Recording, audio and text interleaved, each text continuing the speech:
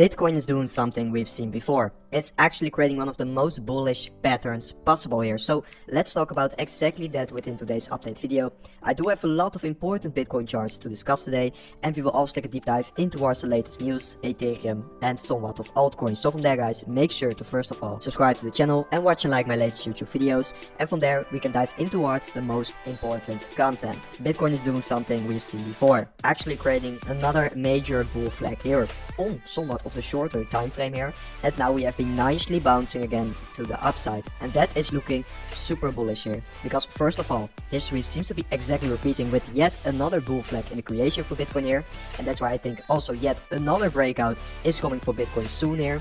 And of course, we have been bouncing away from the CME gap. We still haven't filled the CME gap yet, so you could see this as something bearish, but you could also see it as something bullish, since I found this quite interesting explanation of what the CME gap is and why this could be something very bullish. Just in summary, just in short here, typically but not always, the CME gaps tend to be filled, meaning that the price is going to get manipulated back to cover the gap. That's what usually happens. But now it seems like the manipulation wasn't strong enough. Buy pressure is actually too high to be filling up and manipulating that CME gap back to the downside, so that is going to be very bullish, and I do think the defense of the CME gap here was actually looking quite strong. Of course, if you're going to take a look in towards the bull flag pattern again, of course it could still be happening that yes, Bitcoin bounces for example back below in this bull flag towards these lows, and then you will ultimately still be filling up the partially or the full CME gap. So let's see about it, but I don't think it has to be necessary to fill up the CME gap, but we should be open for the opportunity that it could be happening in the near future here. But it's definitely looking quite interesting there. Also, we do know that Bitcoin is getting rejected from the second Fibonacci level, and I do think once Bitcoin is going to break through that 123,000 US dollar level, we could see the next big Bitcoin push higher towards, for example, the 140,000 US dollar price target. And I do think there's also a high likelihood that Bitcoin could be topping out in exactly that range, because we are nearing the end of the cycle, just like discussed in a lot of my previous YouTube videos, so also make sure to check those out, guys.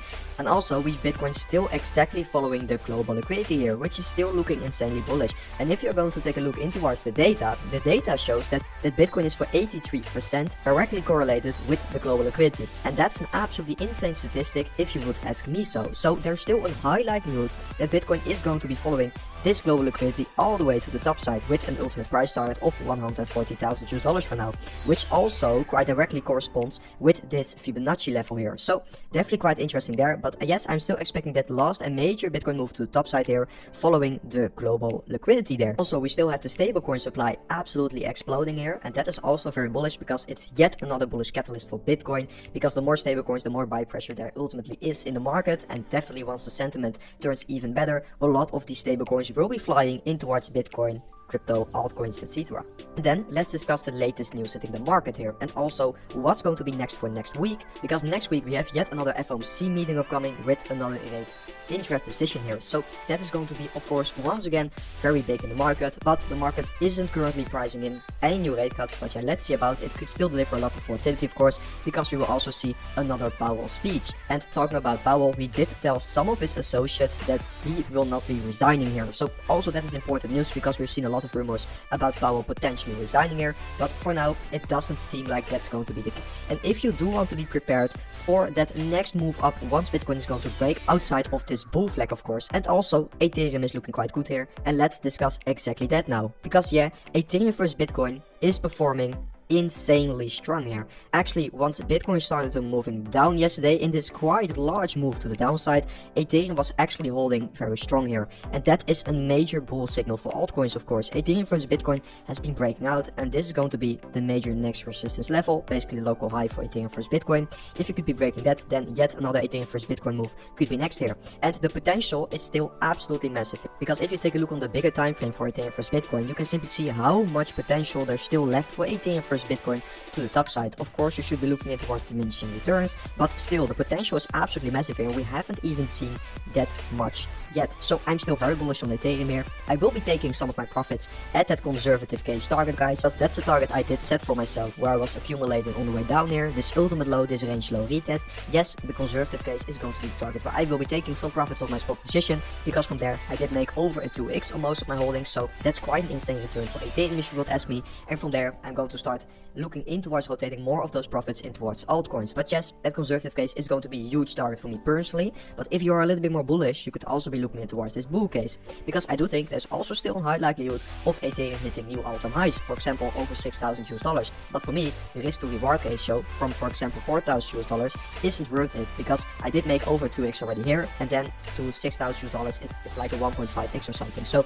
the risk reward isn't that good for me then, but I must say, if you're going to break that range high level, that $4,000 level, I could be looking in towards, for of course, opening a leveraged position to the top side here to that bull case target. But that's going to depend on how the situation is going to be looking like once breaking that $4,000 target, once breaking exactly that $4,000 target. So let's see how it's going to play out, but that's exactly my game plan for Ethereum here. We also have the Bitcoin dominance dumping back towards the downside after a slight move higher where it wasn't looking too good for altcoins, but then Ethereum started to perform quite strongly, just like discussed earlier, and now the Bitcoin dominance is coming back to the downside, so that is looking super bullish for altcoins. Also, I do think Ethereum is definitely not overheated yet, because if you take a look towards the funding rates, we haven't seen such a big spike in those funding rates yet, and the previous times we did attack basically the range high in the move towards that $4,000 target, we always saw massive spikes in the funding rates, and we haven't seen something like that yet here. So Ethereum is definitely not overheated yet.